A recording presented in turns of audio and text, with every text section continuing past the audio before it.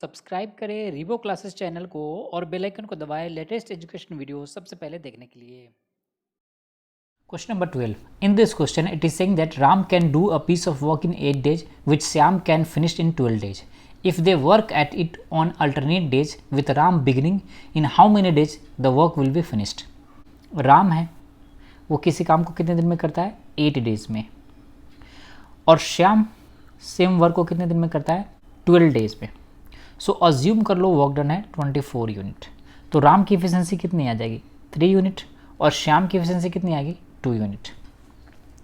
अब क्या कर रहा है, ये दोनों अल्टरनेट डेज पे काम करते हैं, दैट इम्प्लाई, और साथ में ये भी कि राम काम को स्टार्ट कर रहा है, राम बिगनिंग।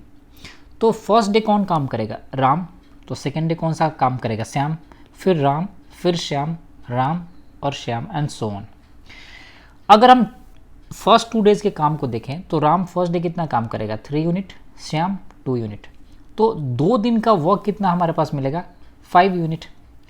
तो 2 डेज में अगर 5 यूनिट काम हो रहा है, तो अगर इसको हम 4 से मल्टीप्लाई कर दें तो ये टोटल कितना काम आ जाएगा 20 यूनिट, और इसमें भी 4 से मल्टीप्लाई करते हैं तो क्या कितना डे आ जाएगा 8 डेज।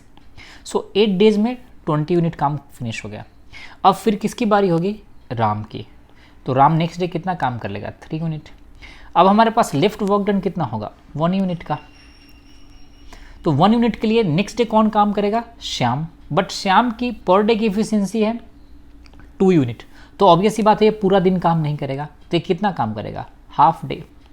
तो हमारे पास टोटल नंबर ऑफ डेज कितना आएगा 8 डेज प्लस 1 डे राम का और हाफ डे श्याम का, तो टोटल कितना होगा 8 + 1 + हाफ, दैट इम्प्लाई 9/2 डेज। सो हमारा आंसर कौन सा होगा option number 13। In this question it is saying that 4 men and 6 women can complete A work in 8 days, while 3 men and 7 women can complete it in 10 days. In how many days will 10 women complete it. देखो क्या कह रहा है इस question में, 4 men और 6 women किसी काम को कितने दिन में करते हैं 8 डेज में, तो टोटल मैन कितना रिक्वायरमेंट होगा 32 मेन, और साथ में कितना वुमेन चाहिए होगी 48 वुमेन। सेकेंड केस में क्या कह रहा है 3 मेन और 7 वुमेन ये सेम काम को कितने दिन में करते हैं 10 डेज में, तो टोटल मेन कितना चाहिए होगा 30 मेन और साथ में 70 वुमेन। सिंस ये दोनों सेम वर्क पे काम कर रहे हैं तो इनकी एफिशिएंसी क्या होगी आपस में इक्वल, तो अगर हम 30 को इधर ले आएँ तो वैल्यू क्या मिलेगा 2 मेन, और 48 को उधर ले जाएं तो क्या मिलेगा 70 - 48 22 वुमेन। तो यहाँ से 1 मैन इज इक्वल टू क्या मिल जाएगा, सो यहाँ से 1 मैन इज इक्वल टू क्या मिल जाएगा 11 वुमेन के। अब हमें क्वेश्चन में क्या पूछ रहा है कि 10 वुमेन कितने दिन में इस काम को कंप्लीट करेंगे, तो किसी भी एक केस को कंपेयर कर लो, तो किसी भी एक केस को वुमेन के टर्म्स में चेंज कर लो।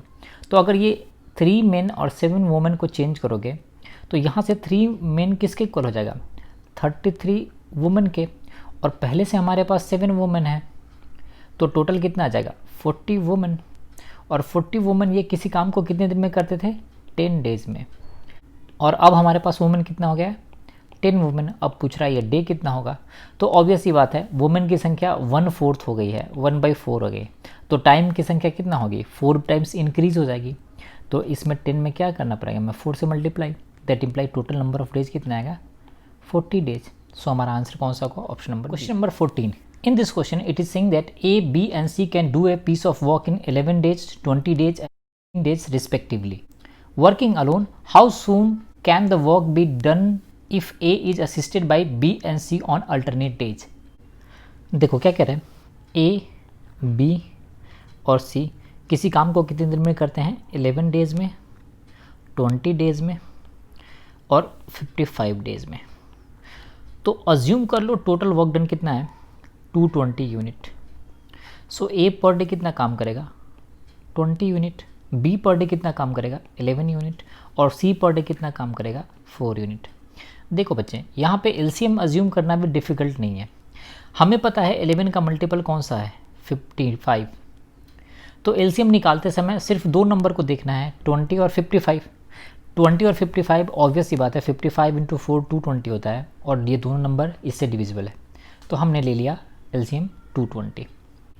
अब क्वेश्चन में आगे क्या कह रहा है कि how soon can the work be done if A is assisted by B and C on alternate days.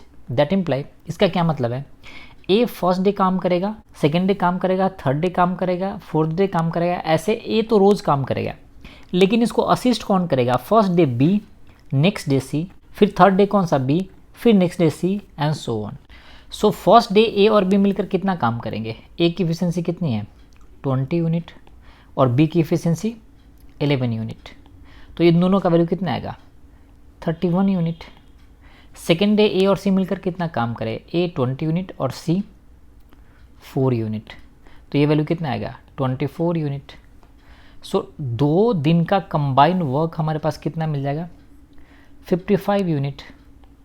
हमें टोटल वर्क डन कितना करना था 220 यूनिट, तो ऑब्वियस ही बात है 55 इंटू 4 करेंगे तो ये वैल्यू कितना आएगा 220। तो हमें 2 डेज में भी क्या करना पड़ेगा 4 से मल्टीप्लाई, तो हमारे पास आंसर कितना आ जाएगा 8 डेज। तो हमारा आंसर कौन सा होगा, option number. Question number 19, in this question it is saying that A and B can do a piece of work in 5 days, B and C can do it in 7 days and A and C can do it in 4 days. Who among these will take the least time if put to do it alone. देखो क्या कह रहा है, A और B किसी काम को कितने दिन में करते हैं 5 डेज में, B और C उस काम को कितने दिन में करते हैं 7 डेज में, C और A उस काम को कितने दिन में करते हैं 4 डेज में। तो अज्यूम कर लो टोटल वर्क डन हमारे पास 5 इंटू 4 20 और 7 140 यूनिट। तो ऑब्वियस ही बात है A प्लस B का पर डे का एफिशिएंसी कितना होगा 28 यूनिट, B प्लस C के पर डे का एफिशिएंसी कितना होगा 20 यूनिट और C प्लस A का पर डे का एफिशिएंसी कितना होगा 35 यूनिट। अब इन सभी को ऐड करें तो हमें क्या मिलेगा, twice into A plus B plus C 28 plus 20 और प्लस 35, तो ये वैल्यू कितना आएगा 83 यूनिट। सो ऑब्वियस ही बात है A plus B plus C का हमें वैल्यू क्या मिलेगा 83/2 यूनिट, दैट इम्प्लाई 41.5 यूनिट। हमें पता है A plus B plus C का टोटल यूनिट आया 41.5 यूनिट, लेकिन फर्स्ट इक्वेशन से हमें क्या पता था कि A प्लस B की पर डे की एफिशिएंसी कितनी थी 28 यूनिट। तो अगर A प्लस B 28 है तो ऑब्वियस ही बात है C का वैल्यू कितना मिल जाएगा 13.5 unit.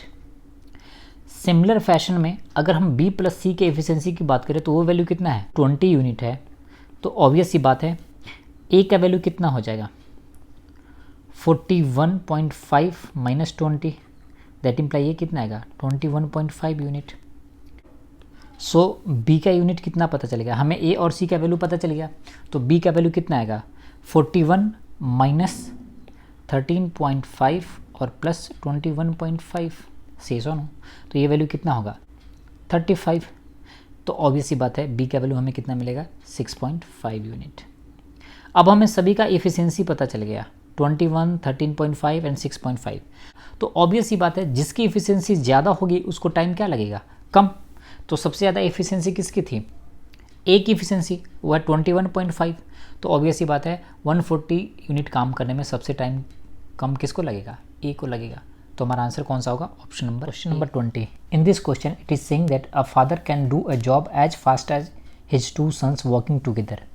If one son does the job in 3 hours and the other son in 6 hours, how many hours does it take the father to do the job? देखो क्या कह रहे हैं, एक फादर है और इसके 2 सन हैं, सपोज कर लो S1 और S2 2 सन हैं। ये गिवन है कि एक सन इस काम को कितने दिन में करता है 3 आवर्स में और सेकेंड सन इस काम को कितने दिन में करता है 6 आवर्स में। तो अज्यूम कर लो वर्क डन है 18 यूनिट। तो ऑब्वियस ही बात है फर्स्ट सन की एफिशिएंसी कितनी हो जाएगी 6 यूनिट पर आवर और सेकेंड सन की एफिशिएंसी कितनी होगी 3 यूनिट पर आवर। तो दोनों सन की कंबाइंड एफिशिएंसी कितनी आ जाएगी 9 यूनिट और फादर दोनों सन के कंबाइंड एफिशिएंसी के बराबर काम करता है। तो ऑब्वियस ही बात है फादर की एफिशिएंसी कितनी आ जाएगी 9 यूनिट।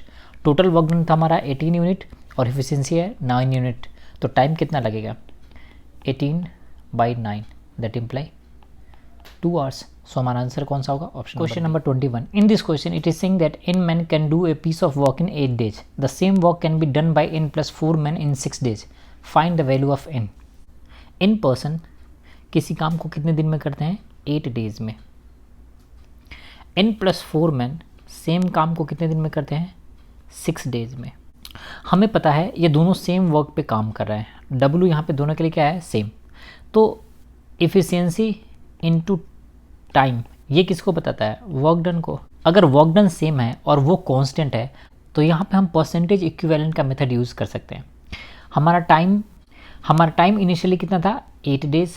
बाद में टाइम कितना हो गया है? 6 डेज। तो ऑब्वियस सी बात है कितने का डिक्रीज हुआ है? 2 का डिक्रीज हुआ है 8 पे। दैट इम्प्लाई टाइम हमारा 1/4 से क्या हो गया है? कम हो गया है। अगर टाइम 1/4 से कम होगा तो ऑब्वियस सी बात है इफिशियंसी किससे इंक्रीज हो जाएगा? 1/3 से इंक्रीज हो जाएगा। और पहले n था, बाद में n+4 हो गया है, तो ऑब्वियस सी बात है इफिशियंसी में कितने का इंक्रीज हुआ है? 1/3 किसको रिस्पॉन्सिबल है? ये 4 यूनिट वर्क डन को। सो अगर 1/3 4 है तो टोटल मेन कितना हो जाएगा? 4 × 3 दैट इम्प्लाई 12। सो हमारा आंसर कौन सा होगा? Option number B. Question number 23, in this question it is saying that 40% can finish a work in 60 days if 40% start the work and at the end of every 10 days 40 more person of the same efficiency join them, then how long will it take to complete their work? देखो क्या कह रहा है, 40% किसी काम को कितने दिन में करते हैं? 60 डेज में करते हैं। सो टोटल यहाँ पे मैन डेज रिक्वायरमेंट कितनी होगी? 40 × 60 मैन डेज। एवरी डे 40% काम करेंगे तो 40 कितने दिन तक काम करेंगे? 60 डेज तक। जो total number of person employed होंगे इस पूरे काम को करने के लिए वो कितने के इक्वल होंगे? 40 × 60 दैट इम्प्लाई 2400 मैन डेज। अब क्वेश्चन में आगे क्या कह रहा है कि 40% ने काम स्टार्ट करा है, ठीक है, और इन्होंने 10 डेज के लिए काम करा है।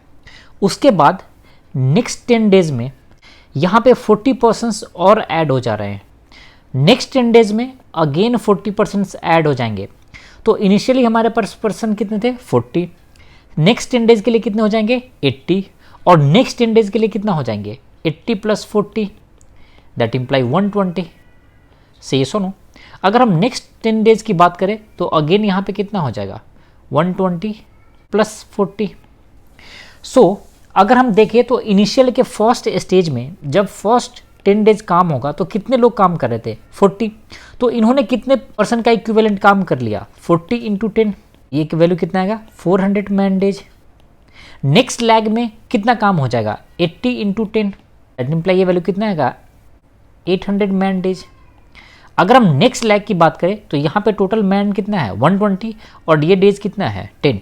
तो यहाँ से क्या आएगा? 120 × 10 और ये आएगा मैन डेज। तो ये वैल्यू कितना आएगा? 1200 मैन डेज। अगर हम इन 3 को ऐड करें तो ऑब्वियस ही बात है 400 + 800 + 1200 ये तीनों मिलकर कितना दे रहे हैं? 2400 मैन डेज। सो हमारा वर्क कितने दिन में खत्म हो जाएगा? 30 डेज में। ये मैथ का क्वेश्चन है, मेंटल एबिलिटी का क्वेश्चन है, एप्टीट्यूड का क्वेश्चन है। इसमें हमें मैथमेटिक्स का अरिथमेटिक और ज्योमेट्री प्रोग्रेशन लगाने की कोई ज़रूरत नहीं है। सिंपली लॉजिकल थिंकिंग से कैसे होगा वो देखो। Question number 24, in this question it is saying that a group of 18 men and 12 women can do a work in 18 days. A woman takes twice as much as time as a man to do the work. How many days will 8 men take to finish the same work? देखो question क्या कह रहा है, 18 men + 12 women किसी काम को कितने दिन में करते हैं? 18 डेज में करते हैं। और यहाँ पे मैन और वुमेन की इफिशियंसी का रिलेशन गिवन है। मैन अगर 1 यूनिट टाइम लेगा तो वुमेन कितना टाइम लेगा? 2 यूनिट। तो ऑब्वियस सी बात है इफिशियंसी का रेशियो कितना मिल जाएगा हमें? 2:1। अगर मैन 2 यूनिट काम करेगा तो वुमेन कितना काम करेगी? 1 यूनिट। सो यहाँ से हमें क्या मिल जाएगा कि 1 मैन इक्वल है 2 वुमेन के। ऑब्वियस सी बात है अगर हमें ये पता चल गया कि 1 मैन 2 वुमेन के इक्वल है तो इस कंडीशन को हम क्या कर सकते हैं? चेंज कर सकते हैं। अगर 1 मैन 2 मैन है तो 12 वुमेन किसके इक्वल होगा? 6 मैन के। तो यहाँ से हमें टोटल मैन कितना आएगा? 24 मैन। और वो किसी काम को कितने दिन में कर रहे हैं? 18 डेज में कर रहे हैं। अब सेकेंड केस में हमारे पास मैन कितना हो गया है? 8 मैन हो गया है। ये क्या हो गया है? 1/3 टाइम्स हो गया है। अगर इफिशियंसी को 1/3 कर देंगे तो ऑब्वियस सी बात है डे में हमें क्या फ़र्क पड़ेगा? ये भी 3 टाइम्स से क्या हो जाएगा? इंक्रीज़ हो जाएगा। तो 18 × 3 कितना आ जाएगा? 54 डेज। सो हमारा आंसर कौन सा होगा? Option number 29. In this question it is saying that a certain number of men can finish a piece of work in 100 days. If however there were 10 men less, it would take another 10 days to finish the work. How many men were there originally? कुछ certain आदमी थे, certain main थे जो किसी काम को कितने दिन में करते थे? 100 days में. अगर 10 मेन कम कर देता, m-10 कर देता, तो ये 10 days एक्स्ट्रा लेते हैं. डेट इम्प्लाई 110 days लेते हैं. तो पूछ रहा है कि इनिशियली टोटल मेन कितना थे. देखो यहाँ पे दोनों set of working man same work पे काम कर रहे हैं, तो हम क्या लिख सकते हैं? Efficiency into time is equal to क्या होता है हमारा? Work done. और ये हमारा क्या है? कांस्टेंट है. तो अगर हम टाइम को इंक्रीज़ करेंगे तो ऑब्वियस सी बात है एफिशिएंसी हमारा क्या होगा? डिक्रीज. तो हम देख लेते हैं टाइम में क्या रिलेशन है. टाइम हमारा कितना था? 100. फाइनल टाइम कितना हो गया? 110. तो कितने का इंक्रीज हो रहा है? 10 का इंक्रीज हो रहा है. कितने पे? 100 पे. दैट इम्प्लाई ये वैल्यू इंक्रीज हो रहा है 1/10 से इंक्रीज हो रहा है. सो अगर टाइम 1/10 से इंक्रीज होगा तो ऑब्वियस सी बात है एफिशिएंसी किससे डिक्रीज होगी? 1/11 से. और ये 1/11 का डिक्रीज किसको रिप्रेजेंट करता है? जो मैन में कमी था, और वो मैन में कमी कितना था? 10.